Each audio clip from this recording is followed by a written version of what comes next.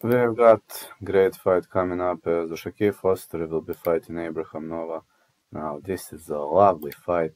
It takes place for WBC World Super Featherweight title. Abraham Nova is a high-level talent and he's extremely slick and quick. El Super is a great Puerto Rican, 5'9", 72 inches of reach, fighting out of Albany, New York. Only one loss to Ruiz Ramirez. Great victories over Adam Lopez, Jonathan Romero, and Shaquille Foster. He had two losses. He's longer, 5'8", 72 inches of reach, but he's on a great streak with back-to-back wins over Eduardo Hernandez, Ray Vargas, Muhammad Kuja Yakubov, Mickey Roman, and other high-level opponents. He is extremely dangerous in the later rounds, and he is a slow starter, so I'm gonna go with over 8.5. I don't know, guys. I'm hoping Abraham Nova is going to shock the world.